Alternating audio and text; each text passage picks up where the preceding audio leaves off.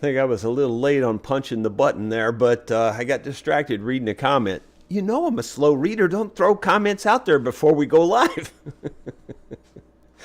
Just kidding. Just kidding.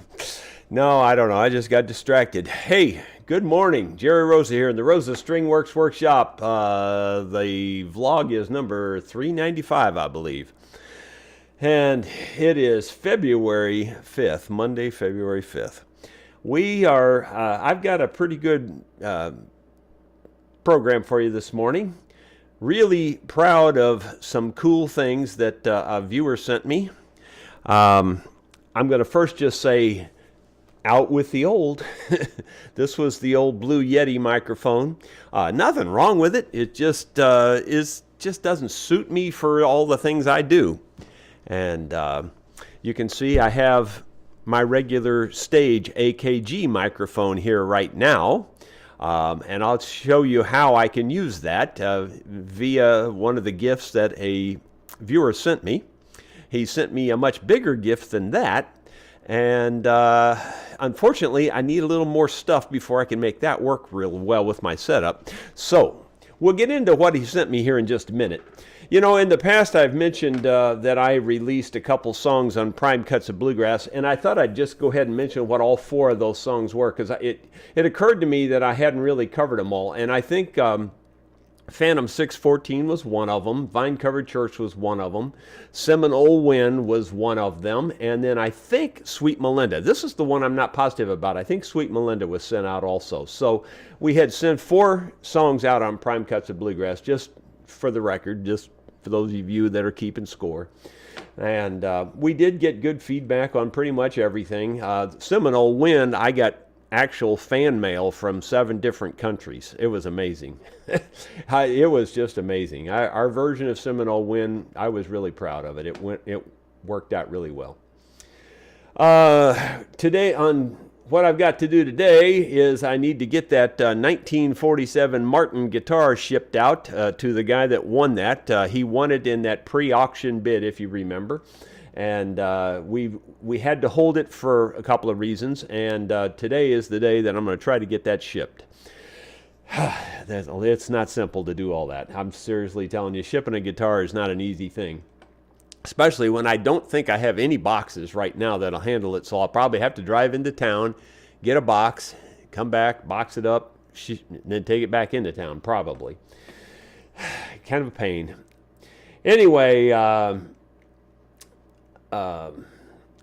also need to finish shipping out the CDs from that CD offer I made a week ago, I guess.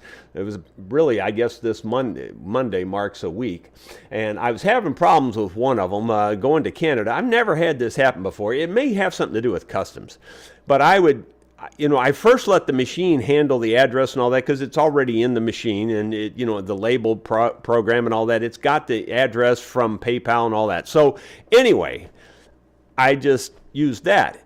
And it worked fine. It had the customer's address on it and everything. And then when I get into the ship to print the actual label, even on the screen, it has the right address, right name, everything, and it shows the label, a picture of the label.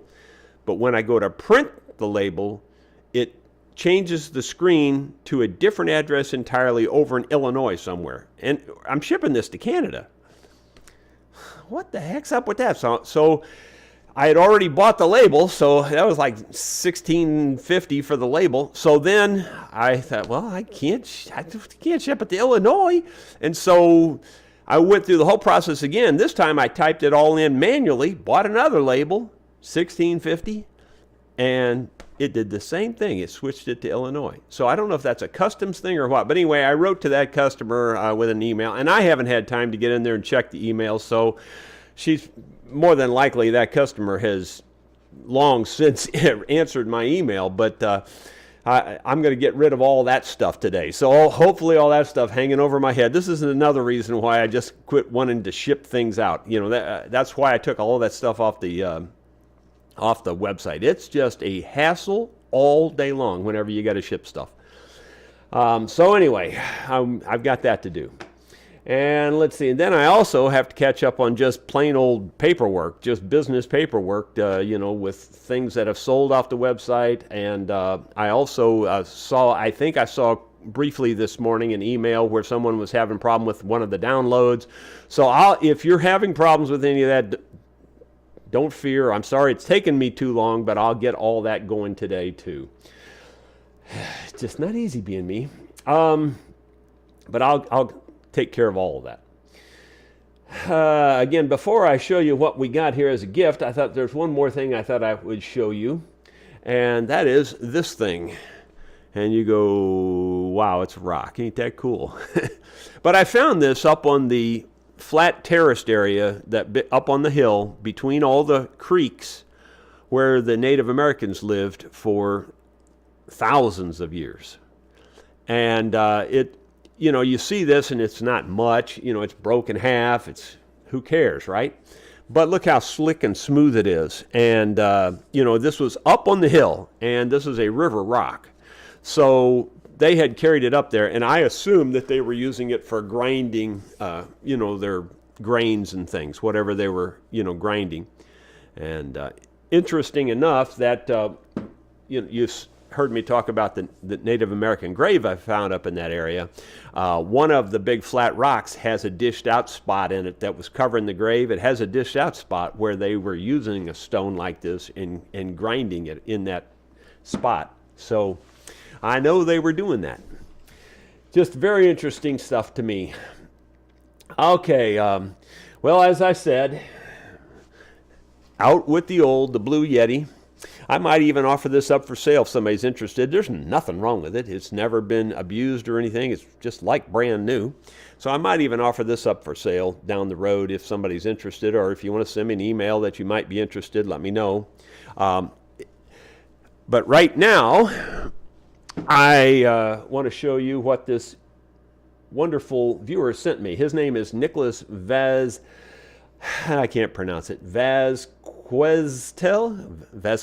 I believe is how you would pronounce it. Vazqueztell. Vazqueztel. Anyway, he sent me the finest microphone that you can get for podcasts and vlogging. This is a very fine microphone. It is a Shure SM7B, and it is a dynamic microphone, which means that you kind of have to be close to it. You really, and if you can go out and look this up on YouTube on videos and see how to use this microphone if you choose to do that. And you'll see that everybody says you have to be within 6 inches of this microphone. And that's fine. When I'm talking to you guys, I can be within 6 inches of the microphone and it'll work great. And it's super clear. I've tested it and all that. It's just wonderful. But it really won't work for the band. Now, I'll tell you why here in a minute, but it's not all lost. There's some good news here. But this particular microphone won't work for the band. It would work for an individual singing. That would be no problem. It would work great for that. But it won't work to pick up all the instruments and all that, because this thing is set up to not pick up the background interference and all that. It's what they call a dynamic microphone. It's got a small diaphragm, if you will. But it is like one of the best microphones that you can get. I mean, it's super and it's expensive. So he spent a lot of money, and I really do appreciate it. And I will be using it every day on my vlogs from now on, once I get the one part that I'm missing. And I'll tell you what that is here in a second also. He also sent me this. And this is cool. This is an interface. It's called an Audient ID4, and that's what's allowing me to connect up this to the computer, and hopefully you're hearing the clear mic today. Hopefully it's not overdriving. I don't know how to set it yet. It's trial and error. As I listen to this back, I'll know more when I listen to this, myself, because I don't have any way to hear it right now. Now there is the ability to hook headphones into this Audient i4. So I will probably do that down the road. I will probably, especially when the band's playing live, I will probably get some earbuds or something, and I've already ordered them. In fact, I've ordered about $200 worth of equipment to go along with all this. This is kind of what I was hoping for. This is kind of in between the complicated and the simple, really. It's kind of in between. I understand the technology, I know how to make it work and all that, but there are some parts you need. In order to get this microphone to have enough volume to use it, you have to have a preamp, basically. And the one I chose is the one that most of the podcasters recommend, and it's called a, what is it called again? I've already forgotten. I'm so bad with remembering things like that. I wrote it down here. I just can't even find where I wrote it down. Pitiful. It's pitiful. It's so sad. I wrote it somewhere. I don't see it where I wrote it. Anyway, it's a cloud booster. That's what it's called, a cloud booster. And anyway, all it really is just a preamp. And so you run this mic into the cloud booster, then you run it into the Audient, then it goes into the PC. Now the cloud booster boosts the signal from the microphone. I have a test here. I'll show you why you need the cloud booster. I had a test using this mic and this mic, playing and singing a song, and I did the same exact thing. I tried to keep the mic distance really close to the same. And so here's a mic comparison, and you'll see why you really can't use this mic until you get that preamp. So here we go. Test number 1, using the AKG large diaphragm microphone that we use on stage. You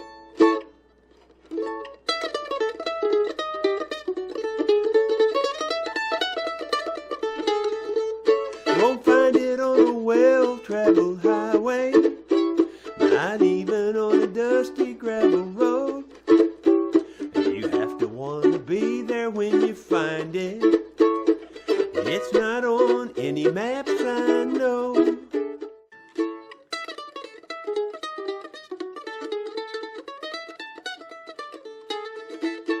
You won't find it on a well-traveled highway, not even on a dusty gravel road. And you have to want to be there when you find it. It's not on any maps I know. Now, you can see there was a definite drop in volume on the second one, and that's the new one here. And that's okay, but what you don't realize is I had I said it on the screen there if you read the screen. I had the gain on this one turned down to about 75%, and I had the gain on that one turned all the way up to 100%, and it was still less signal, if you will. So that's why I have to have this cloud booster to make this microphone work pretty well. Now this one today, I've got it turned up to about 80%. I'm hoping that it looks like the signal's going out pretty good. It should be better, really, than the old what do you call it? I can't think of names. You know me, this Yeti, Blue Yeti. So it should be better than this. I don't know. Hopefully it is. I haven't seen your comments yet, so somebody's probably going, no, it's terrible. I hate the way it sounds. I don't know, but we'll see. But anyway, this mic for now will serve the purpose till I get that booster, cloud booster. Words are just tough. They're just tough. I think that's all I was going to cover on that right now. Let's move over to the wood comparison. Again, this is not going to pick up very well when I go back there either, but I have two different moisture meters. I have not really compared them yet. I did kind of just do a prelim check on this one. Now this one has been drying inside for about a week, I guess. This one's been drying outside for almost a week. I have not checked this one at all. I just brought it in just a few minutes ago. So it'll be interesting to see the one that's been drying indoors, if it's drier than the one that's been drying outside. And you have to also know that this one was drying probably 2 days or at least 1 day, at least 1 full day more than that one. So there could be a difference because of that also. I've got 2 different moisture meters here. This particular moisture meter was sent to me to do a video on, and I haven't got to doing that video yet. It actually looks like this when it comes, and you pull this off. It's got these 2 pins. This is a pinless moisture meter here that I bought myself. But this one, they sent me 2 of these, and I will be giving one of these away down the road. When I get to sawing out there on the sawmill a little bit more, we will feature this a little bit more then, and I will give one of these away at that time. So right now, I'm just going to turn this one on. This is the contact one here, or the pinless one. And I'm going to switch it over to what they call softwood. So here's softwood. And on this one, I'm just going to test it right here. It's 12.5, 12.9, 13.2. Here's, it goes from 11.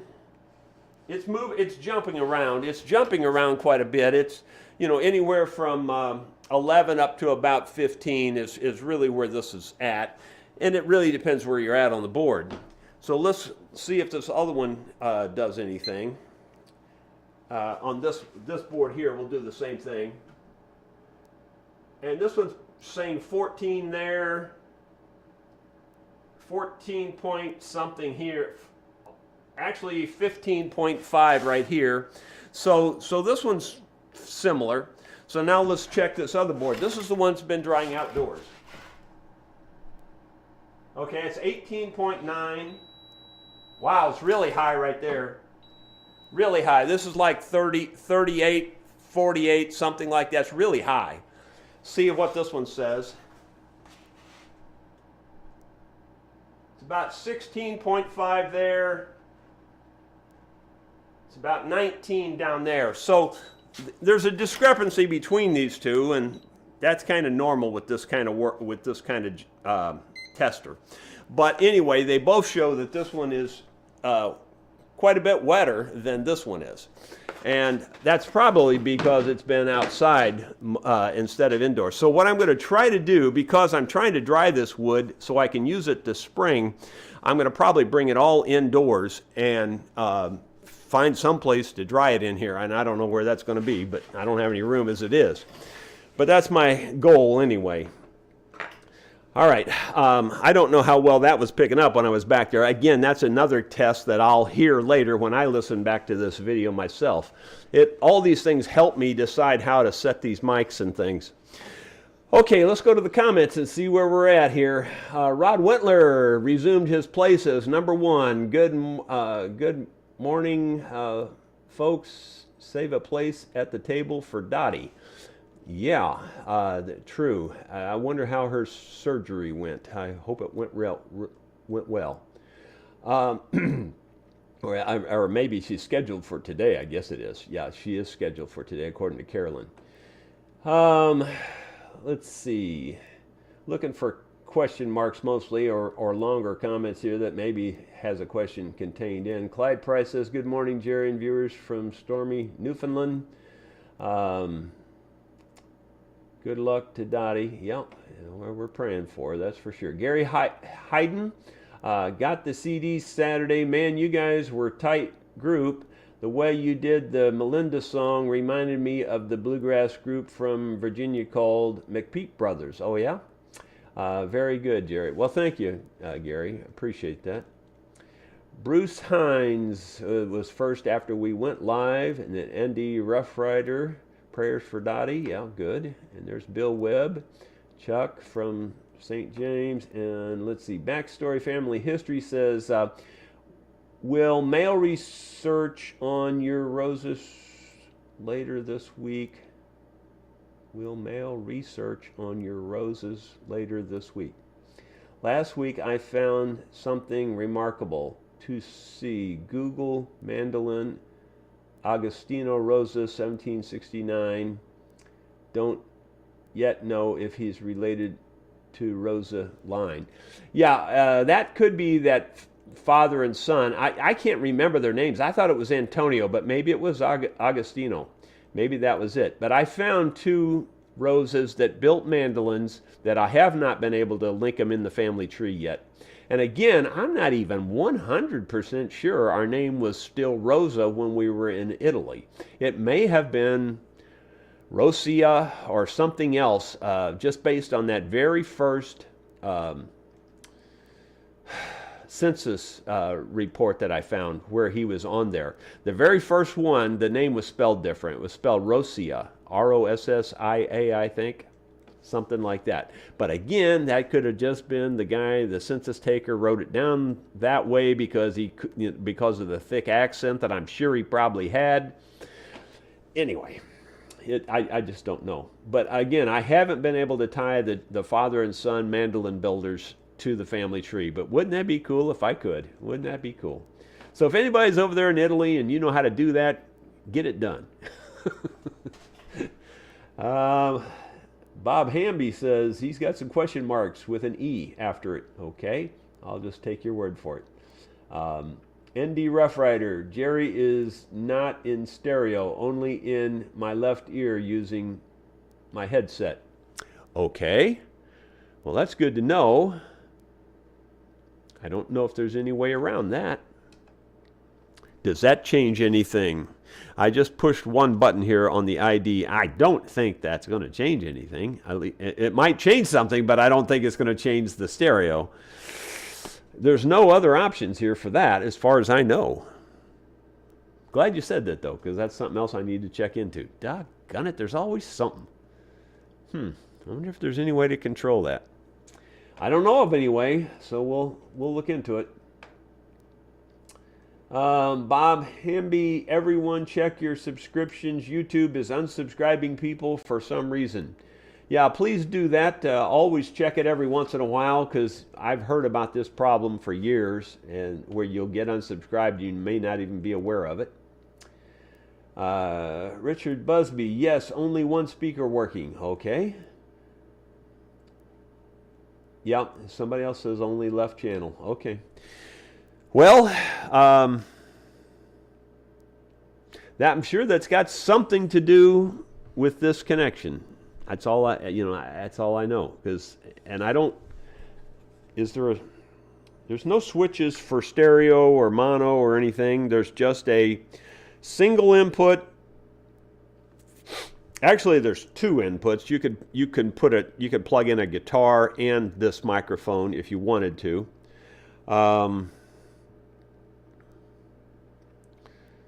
I don't know what DAW stands for. I haven't read the instructions on this yet. I just plugged it in.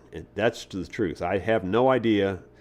I don't know what this DAW is for. I'm going to turn this up to DAW. It says monitor mix. See if that by chance changes it. I doubt it. I doubt it. But I'll look into it and see if there's a way to make it stereo. I really don't know. Let's see. Cup of Cool says that's two good-looking boards back there. Yeah, and I'm pretty happy with them. I think they're going to make great lap siding. You can see how the one that's been outside has turned more colors already, and that's the way it is. When you leave them outdoors, they weather quickly. Now the sun may have hit that a little bit, but it was all the way in the back of the area there, and I don't think the sun could reach back there. So I don't know. I have a feeling it's just bleached because it's outside. Thomas Armstrong, hi Jerry. At the beginning of your program, how did you get camera to pan over your workbench? That was all created by somebody else. That's all fake CGI stuff. That wasn't done here. All I did was I took a picture of going through the shop there and I sent it to him. I think I sent a movie to him, and then he edited and put in all the other stuff. Yeah, like most of that was fake. It's cool, but it's fake. Larry Fisher, I just caught the Don Brown tribute concert from 6 years ago on YouTube. Yeah, and I guess I was supposed to play that, and I declined to play it, and it wasn't anything to do with Don. I would have loved to have been there, but I won't even go into it. There's just some reasons I didn't do it. It's got nothing to do with Don or the family or anything like that. It's got something to do with some other reasons, and I just don't want to go into it because I don't want to create a big stink.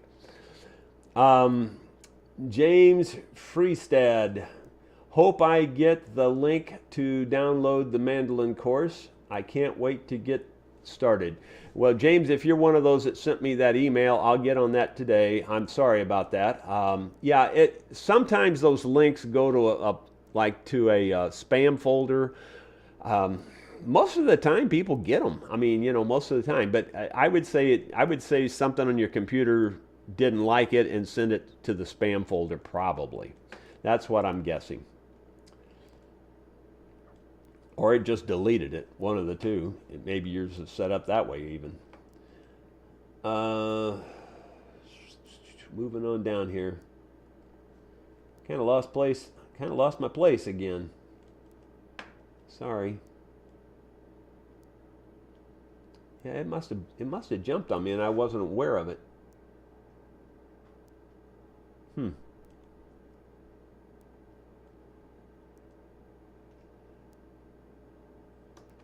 Cup of Cool says, the mic sounds great to me, good and clear on my end.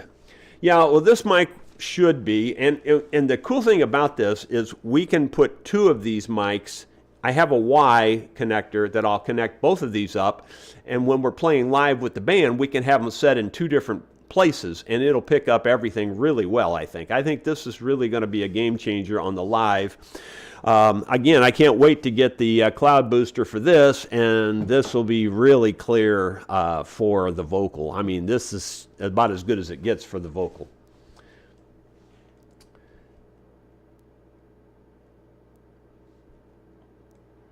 Okay, I think I've missed some here. I really do. Okay, I see where the Don Brown thing was there. It did scroll up a lot further than I thought. James Freestead, hope I get a link to down. Oh, okay, I got that one. Bruce Ducker, Mike sounds good. Yeah. Okay, so the stereo thing. All right, so now I'm going to go to Lester Cunningham. With your new system, Mike, you can't give up music. We love your show and music. Well, thank you, Lester. This has given me a little more motivation, I got to admit. I really like this setup. It's going to be really nice, I think. Now, had I known I could do this, I guess I knew there was something like this available, but then again, it's a lot of money, and I wasn't really just one to gamble on it. And but one of my wonderful viewers did, and it's a lot of money. I mean, it's a lot of money, and so I can't say thank you enough. It's really, really, really, really nice, and it's going to be a game changer down the road, especially after I get it all figured out. I mean, literally Saturday, I found that's another story. The UPS drivers know to bring this stuff here and drop it off right here in the shop, Well, this was sitting out on our front porch of our house, and we don't look there very often because nothing gets dropped there. Well, that's where they drop this, of course, wouldn't you know? So we didn't find it till Saturday sometime, or Saturday evening, actually. And so anyway, I hooked it up, and I haven't done any tests with it other than that little bitty test that you saw. And I was just doing that to see the difference in volume, and you could tell there's a significant difference in volume. Like I said, especially considering this one was turned all the way up, and this one was turned at about 75%. Okay, so anyway, moving on down some more. But at least it's given me some incentive, Lester, so maybe I'll keep playing here for a while. Jerry, I found out that the shipping out of the States goes to a processing plant where they scan the label and then they print the label with the address you entered. Okay. All right, I didn't know that. That's never happened before. I mean, it really never has. I've shipped gazillions. Again, I don't know how many gazillions is, but it's a whole bunch of stuff. I mean, we ship so much stuff. When I was doing this all as a business, I was shipping stuff every single day, and probably some days 8 or 10 things shipped out, in the mailbox, and never once did it do what it did this weekend. Wouldn't you know? So something's changed. I don't know what's changed. It's never done that. But it threw me for a loop, and I paid for 2 of those labels, and I haven't got anything yet. And what's really cool is when you say you want to cancel the label, it's so nice of them. They say, well, it takes 21 days to get your money back. Thank you. Thank you very much. It took you about 3 seconds to take my money and 21 days to give it back. That's really nice of you. I appreciate that very much. What a pain in the neck. It just shows the state of the country. It's just messed up so bad. It's not even funny. Russell Allen says, why do you need to dry out the wood that you're going to use outside of your shed? Well, if you don't dry it out, it's going to dry out over time outside. Even though it gets rained on and all that, the sun shines on it, all that, it eventually dries out outside just like it does here. Now, it won't dry out as much outside as it will dry out if you kept it indoors. It won't. But it will continue to dry outdoors for a long time. And if you drive nails in it and it keeps drying out, well, then the nails will crack the board. And so you have to dry it to a certain degree before you put it up outdoors. Otherwise, I mean, you don't have to, but otherwise you're going to suffer the consequences. Let's see. James Freestad, doesn't the interface have a preamp? Nope, it does not. This interface is just a way to connect between this XLR type microphone and the USB. And this is even powered with a USB. There's no other external power or anything. This is a USB cord going directly into the PC that powers it up. Maybe you can see the light. I think they're getting washed out here, but there's lights on. These 2 lights are on, and these 2 lights are on. Anyway, I don't know. I haven't even read the instructions, so all I know is I just turned it on and it worked, and I'm pretty happy about that. Like I said, I like simple. If it just works out of the box, that's good. Now, the fact that it's only, mono rather than stereo is a little disheartening, but maybe I'll be able to figure something out on that. I don't know. That's kind of annoying, actually.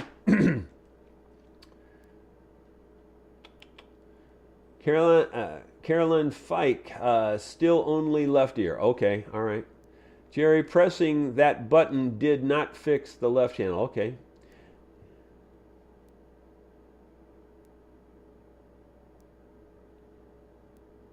Gene Gambradella says, hi Jerry, when setting intonation, how much discrepancy is acceptable? Well, I'd say 0.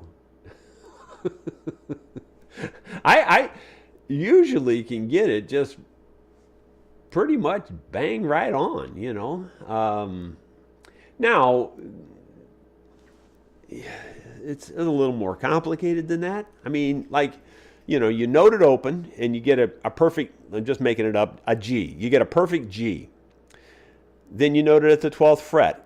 And if you're sharp, well, that means your distance is too short between the 12th fret and your bridge. So you move it back a little bit. And you keep moving it back and forth till you get, so then you retune it and get the open note perfect. Then you note it again at the 12th fret. And if it's still sharp, well, then you move it back some more. But eventually, you retune it each time. You retune the open string each time that you've moved the bridge, and now you got the open string tuned perfectly. Now you note it again. Eventually, it'll note perfect. Now, I mean, that's why I'm saying there's really no discrepancy. You should get it perfect. Where the discrepancy will come in, and it always does, but it's very minor, and there's nothing you can do about it. Once you've got everything marked perfectly, and you glue it perfectly, and you stuff. After you do that and get all the strings on it, the pressure changes slightly, and it'll be off by a hair. But like when I say a hair, I mean it's not even anything that you'll care about. It's so minor, and so I don't know how to tell you that, but it's almost always going to be off just a fuzz. It's just the way it is. But it's so near perfect that you might as well just say it's perfect. I mean, it's so close. So, but anyway, when you're doing it, when you're checking the intonation and setting the intonation, there really is no, you don't have to have any variance. It should be right on the money. So that's the way I do it anyway. Did you all see that Caleb worked on the last Hurrah guitar? If you haven't seen that, I meant to put a link in today's description and I forgot to do that. But he did work on the last Hurrah guitar, the last guitar that I built here in the shop. He did a little light setup on it. He did a really nice job. So I put a comment on his video that I thought he did a really fine job.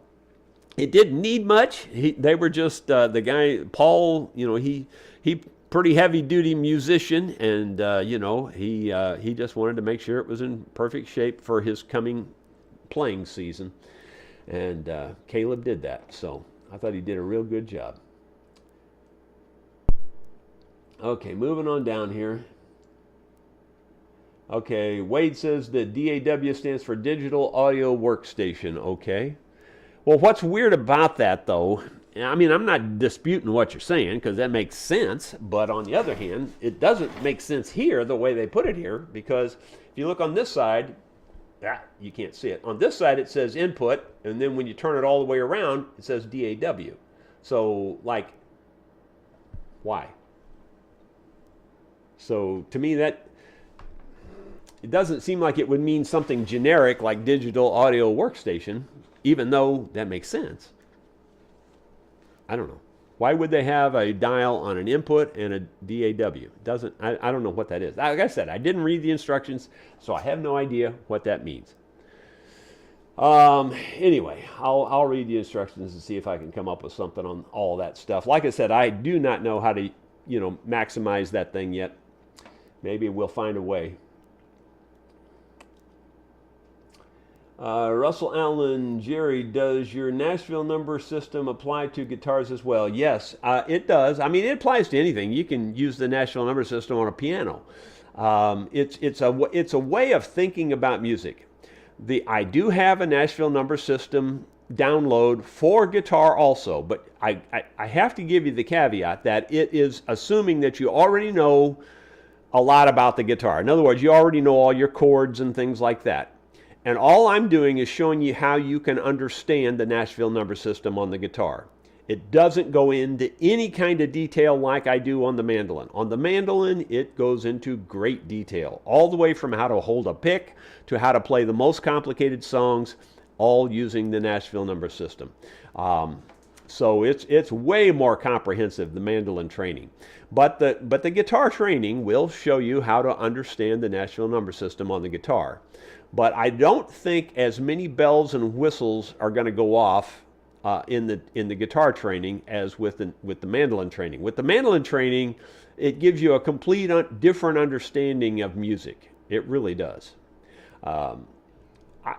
If you are struggling with music, even if you've been playing for a while, I seriously encourage almost anybody to buy a cheap mandolin, get the mandolin training, and just go through it from you. I think it will change a lot of the ways you think about music. I really do.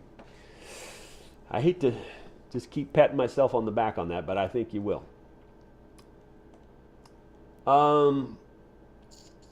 Moving on down.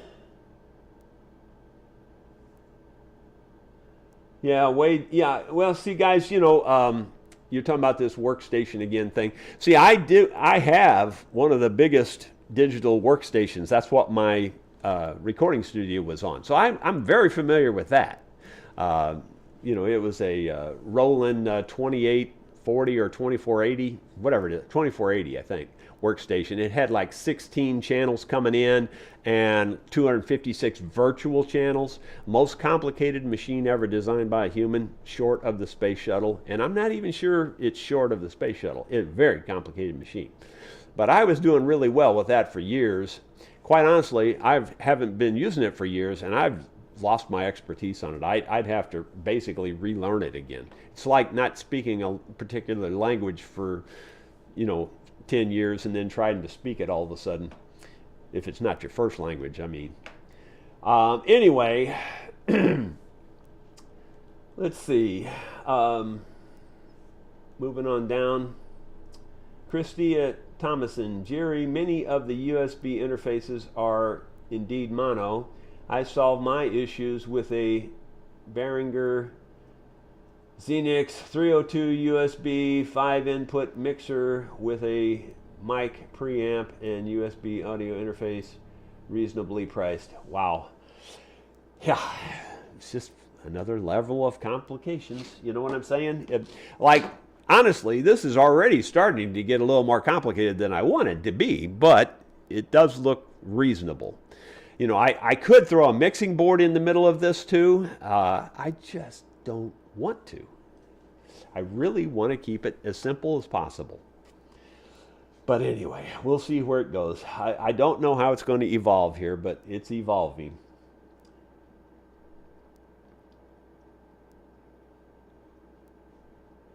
Yeah, Richard, yeah, that's what I was talking about. The last Hurrah guitar that Caleb worked on. Yep. Papa Tom downloaded the guitar Nashville number training over the weekend on my iPad. It's a bit tricky compared to on a computer, but worked fine. Well, good. Dickie Farley, this is my first live. Second comment. Well, great. Glad to have you here. Bruce Ducker, tell me the dry out bit to the box store lumber yards. Lumber is pathetic.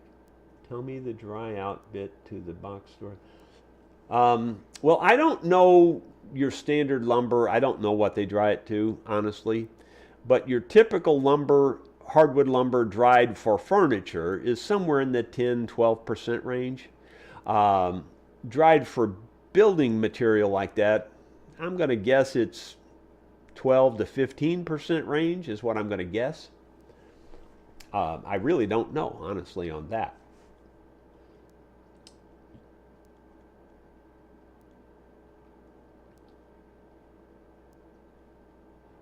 Jeff Pierce is saying he couldn't get his iPad to take it. He was asking Papa Tom which one he has. Yeah, I can't comment too much on iPads. I'm not a huge Apple fan, I'll be honest with you. I had to support both of those for a time being. When I worked at Yellow Pages, I worked on break fix on PCs, and I supported PCs and Apples. And the big thing with the Apple users was that they're so much easier, and there's so much this and that, they're user friendly, and and it's not really 100% true. In fact, Apples can be way more complicated because you got to have the exact right version of the software. You got to have the exact right version of the hardware, and to go with that version of the software, and it just gets deeper and deeper and deeper and deeper. So the Macs can be just as complicated, if not, in my opinion, way more complicated than the PCs. So anyway, I had to support both of them, so I know quite a bit about both of them, but then again, that was 25 years ago. So anyway, Cup of Cool, lettuce and hide glue, the antics of guitar repair, your autobiography. Yeah, lettuce. Ugh. Can't stand it. I don't even like to be close to it.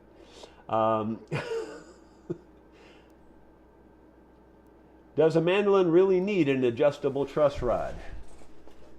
This one's 40 years old and it don't have one.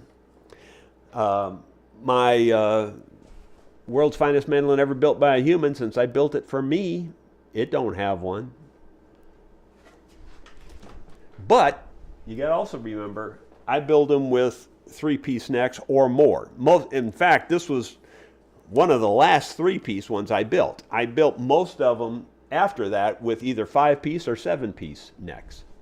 So that lamination also really stiffens the neck and keeps the nature. If you put a solid neck on there with no laminations at all, nature can do anything to that neck. It might just leave it alone and you might not ever have a problem. That's what nature can do. It might just be fine. But it can also say, oh yeah, well when we grew in this tree, we kind of grew like that, and now that neck can do that, But if you put those laminations in there, then they all fight each other, and they can't do that. That's why I put the laminations in the necks. I make it a plywood neck, basically, is what I do. And it works. And plus, I try to do it decorative. You know, I mix the dark and the light and stuff so that it's on purpose. It don't look like, you know, you cobbled something together. Cup of cool lettuce and, okay, I read that one. Mandolin truss rod, I read that one. So let's go down. John Dobrnick, how about showing us the recording unit? You've seen it all. Oh, you mean the one that I used to use in my studio? Well, that's a big outfit. It's put away. Well, actually, it's in my man cave now. Maybe when I do once I get the wire run up to the house and we start doing these lives from up there, then maybe I'll show you that. But right now, it's just a big rolling 2480 board. Very, very, very, very complicated machine. I can't tell you how complicated that machine is. I mean, it's got a gazillion switches on it already. And when I say gazillion, that's not much of a overstatement. I mean, it's got a gazillion switches on this thing. That ain't bad enough.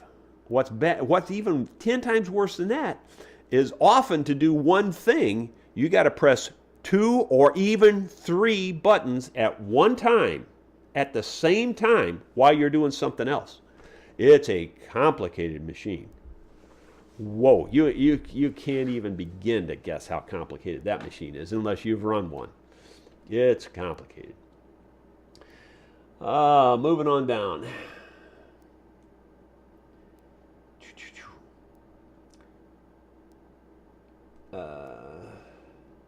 Thanks for the streaming, Rosa. StringWorks. Check the condition of the microphone. There is no sound from the right speaker. Yeah, that's what we're saying. And this mic doesn't have a stereo or anything. This mic, I know. I've been using it for 30 years. And this mic, I know, doesn't have an option for stereo or mono or anything like that. It's got nothing to do with the mic. It's got something to do with this box, this Audient and or the USB connection. But, you know, this mic was plugged directly into the same USB connector. So it's got to have something to do with that box. It's almost got to be something to do with this interface box. I didn't expect that. But I don't see any switches on it. And, yeah, I don't know. I just would have thought it would have worked. But we'll just have to try to figure it out. Yeah, Bruce Decker says, yeah, I'm using plywood. Yep, I don't mind calling it plywood. That's what it is. It's multiple plies of wood. It's the marketing people. You need this laminated guitar. You know, who gives a rip? It's a piece of plywood. You know, it's what it is. It's multiple plies of wood. Laminations to me, I mean, the word, when you say lamination, to me, that means that you're putting 2 or 3 things together. So I can use the word lamination, but not a laminated guitar. I don't use that word. It's a plywood guitar. Laminated, once you say laminated, generally I think of that as being a countertop. You know, you're putting a piece of laminate on, you know, it's on top of a countertop. That's the way I think of it anyway. That's not plywood when you put a laminate on top of a countertop. That's not plywood. It could be plywood underneath it, under the substrate, but I'm just saying that that's what I call a laminate. But anyway, Chuck Hyde-Brother, pine lumber also has to go through a heat process to solidify the resins so they don't bleed out. Yeah, sort of, kind of, yeah. I don't think it's so much for the resins, honestly. It may be. I don't know. Everybody has a different opinion on these things, but generally speaking, when they run them through a kiln, the kiln is heated. You know, when they run them through a kiln, the kiln is heated, and they do that with all kinds of wood. It doesn't matter if it's pine or walnut or maple. It all goes through a heated kiln, and that heat forces the moisture out of the wood. That's really about all they really do with it. That probably does, to some degree, dry the resins up to some degree also. Jalva's Skid Marks band, I have an old Gibson arch top with a loose top brace. What type of clamping do you use inside usually? Um, on a Gibson arch top, wow, you got your work cut out for you there because, you know, first of all, can you even reach where you need to reach? And yeah, you might really have a problem there. Honestly, I don't know what I'd tell you on that one without seeing it. Even those clamps that they think are so cool that you can spin them and they spread out. How do you do that inside a guitar? I can't even do it inside the round hole guitar, let alone an arch top. You know, everybody thinks those are such cool design brace, inside braces. You know, you spin this thing and they expand. Try to do that inside a guitar and see how well that works for you. It don't work very well. I mean, if it's right next to the sound hole, it might work. But when you're going through an F hole and you're way back in there, not a chance, not a chance, not a chance. So I don't know what to tell you. I don't. That's the only thing I would, if it was me, I'd probably have to take the back off of it. Probably. I mean, it depends on what it is, how it is. I try to fix things through the holes when I can. You might possibly be able to get some kind of a special made stick in there that you can get in there and pry the brace up if it's on the top brace, or if it's on the back, it'd be a little easier because you could push down on it through the hole with some kind of a special made stick or something. That's about all I got without taking the back off. Again, I'd have to see it. It's really hard to get, because every one of them is different. Even when you know what the problem is, you know, every problem is different on a particular guitar, you know.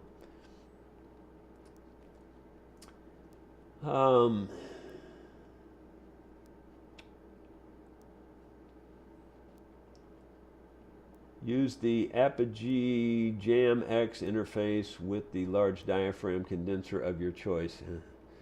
Well, I'm not familiar with that one either, but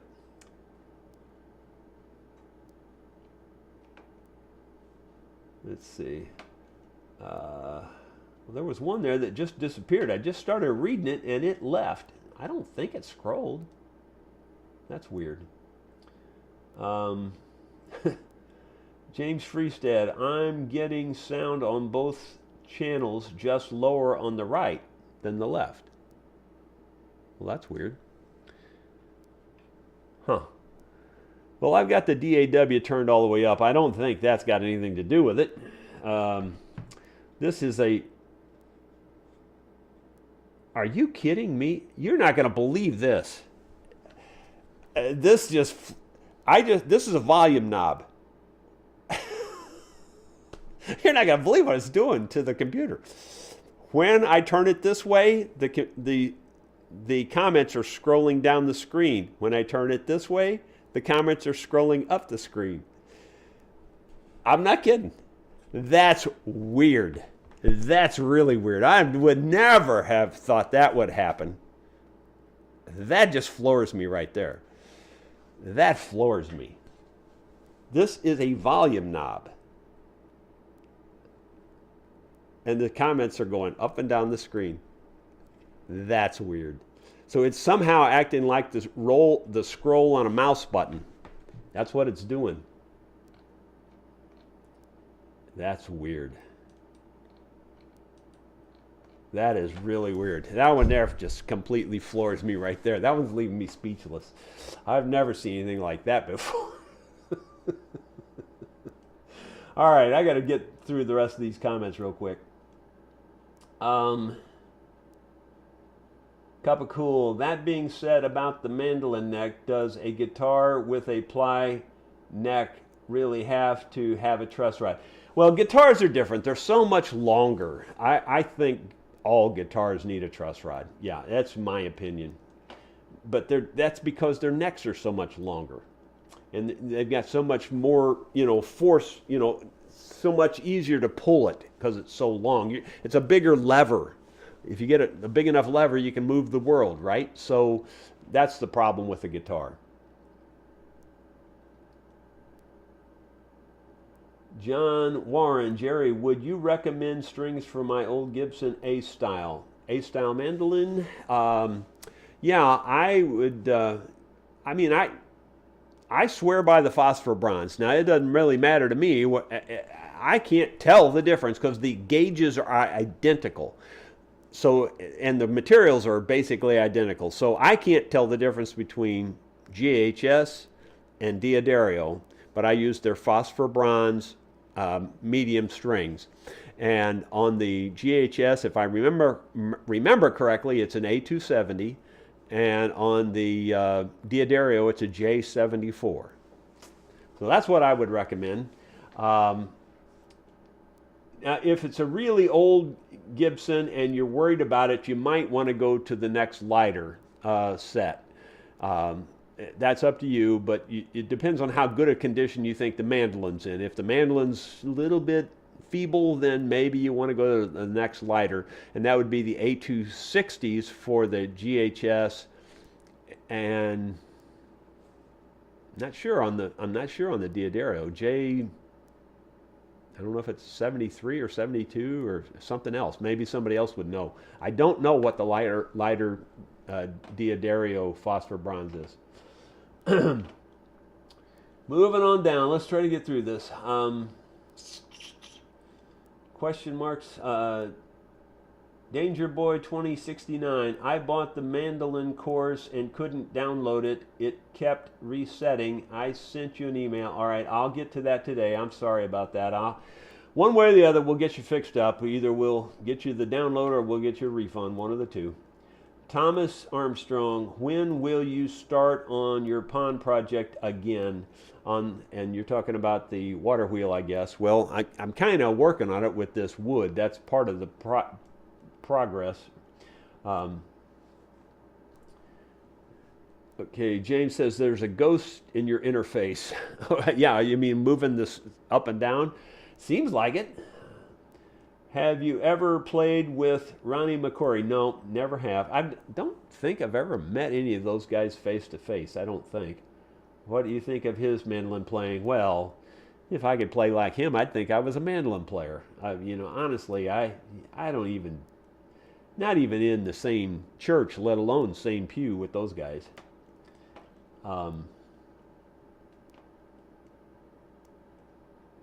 David Seal says that's why you buy the Apogee interface instead. Well, this one was given to me, Mr.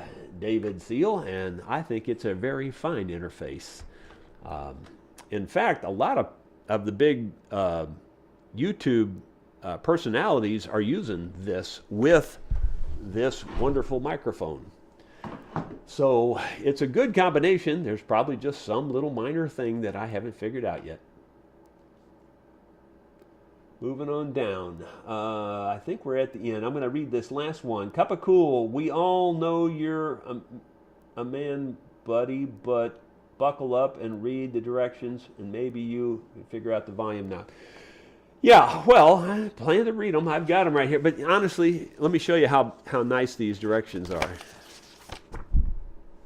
That's it. There ain't much there.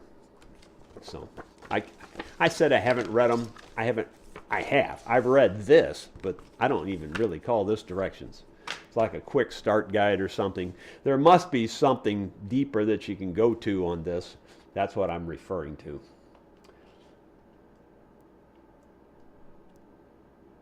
Yeah, I've installed the driver for this. Tom's asking that.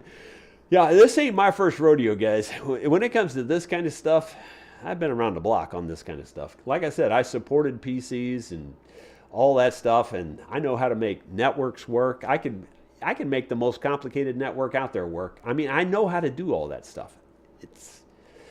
But on the other hand, there's some kind of